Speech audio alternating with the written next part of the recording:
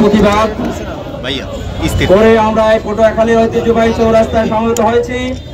আপনারা জানেন যে আমাদের বিশ্বনবী সৈয়দুল মুরসালিন মুহাম্মদ রাসূলুল্লাহ সাল্লাল্লাহু আলাইহি সাল্লামের জন্মের আগ থেকে ইহুদিরা ইসলামের বিরুদ্ধে অবস্থান নিয়েছিল। নবী সাল্লাল্লাহু আলাইহি সাল্লামের বয়স যখন 7 বছর, তখন তাকে হত্যা করার জন্য এসেছিল। আবু তালেব সিরিয়াতে না গিয়ে তখন আবার মক্কায় পাঠিয়েছে।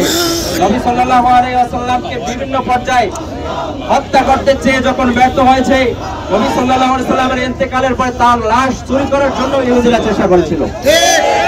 এই ইহুদিরা সব সময় মুসলিম নিধনের জন্য উদ্গ্রীব থাকে।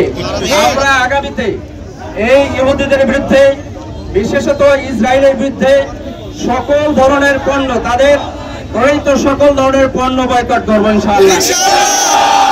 আমরা যদি সত্যিকার অর্থে মুসলিম হয়ে থাকি, তাহলে আমরা এই ইসরায়েলি পণ্য কখনই আমরা আমাদের বাসায় রাখবো না। আজকের এখান থেকে গিয়ে ইসরায়েলি পণ্যগুলো বর্জন করব এবং সরকারকে আমরা অনুরোধ করব, এখানে যারা উপস্থিত হয়েছে সর্বস্তরের রাজনৈতিক দলের সর্বস্তরের লোকেরা এখানে উপস্থিত হয়েছে, ছাত্র সমাজ সর্বস্তরের মানুষ উপস্থিত হয়েছে, শুধু মুসলিমরা নয়, অন্যান্য ধর্মাবলম্বীরা উপস্থিত হয়েছে। আমার জনগণ এখানে শান্তিকামী সকল ধরনের জনগণ উপস্থিত হয়েছে, উপস্থিত হয়েছে, অন্যান্য সকল ধর্মাবলম্বীরা আমাদের সাথে যুক্ত হয়েছে। আমরা শান্তি চাই, শান্তি প্রতিষ্ঠার জন্য আমাদের সরকার বাহাদুর তিনি চেষ্টা করবেন, এই প্রত্যাশা রাখছি। আগামী দিনে ইসরায়েলের বিরুদ্ধে ফিলিস্তিনের পক্ষে যখন যে ডাক আসবে, আমরা সেই ডাকেও সাড়া দেব ইনশাআল্লাহ। রব্বুল আলামিন আমাদের সকলের এই প্রতিবাদকে কবুল করিয়া নিন। রব্বুল আলামিন ইসরায়েলকে ধ্বংস করে ফিলিস্তিনকে আল্লাহ স্বাধীন সার্বভৌম রাষ্ট্র হিসেবে কবুল করিয়া নিন। রব্বুল আলামিন কাবা ঘর আপনি আপনার রহমত দ্বারা রক্ষা করেছেন, আল্লাহ ফিলিস্তিনকেও সেভাবেই আপনি রক্ষা করুন।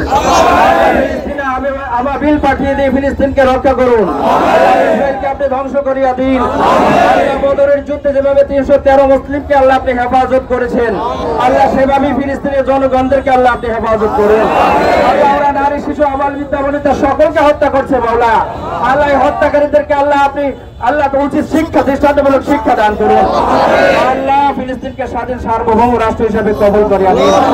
আল্লাহ যে সকল ভাই ও বোনেরা ফিলিস্তিনের পক্ষে রয়েছে, আল্লাহ তাদেরকে আপনি সাহায্য করুন। আল্লাহ যে সকল যোদ্ধারা যুদ্ধক্ষেত্রে রয়েছে, আল্লাহ তাদেরকে আপনি গায়েবী সাহায্য করুন। যেভাবে আবাবিল প্রেরণ করে আল্লাহ সাহায্য করছেন, সেভাবেই আল্লাহ আপনি সাহায্য করুন। আল্লাহ এই ফিলিস্তিনকে সাহায্য করার জন্য আল্লাহ মধ্যপ্রাচ্যের অনেক বড়রা আল্লাহ বিরোধিতা করছে, আল্লাহ ভিতরে নিয়ম রয়েছে, আল্লাহ আমাদেরকে শুভবুদ্ধি দান করুন। আল্লাহ মুসলমানের পরিচয় দিয়ে ফিলিস্তিনের পক্ষে রাখতে পারে সেই তৌফিক দান করুন। আপনার এলেমে তাদের হেদায়েত না থাকলে আল্লাহ আপনি তাদেরকেও ধ্বংস করিয়া দিন। স্বাধীন সার্বভৌম ফিলিস্তিন হিসেবে আল্লাহ আপনি কবুল করিয়া নিন। যারা শাহাদত গ্রহণ করেছেন, আল্লাহ এই 17 মাসে, দীর্ঘ 17 মাসের যুদ্ধে যারা শাহাদত গ্রহণ করছেন, আল্লাহ তাদেরকে শহীদের মর্যাদা দান করুন। আল্লাহ তাদের পক্ষ অবলম্বন করে যারা শাহাদত গ্রহণ করছেন, তাদেরকেও শহীদের মর্যাদা দান করুন। আল্লাহ আমাদের এই প্রতিবাদ মিছিলকে কবুল করিয়া নিন। আজকে যারা এখানে সমবেত হয়েছে সকলকে আল্লাহ আপনি আপনার গায়েবী খাজানা থেকে সাহায্য করুন।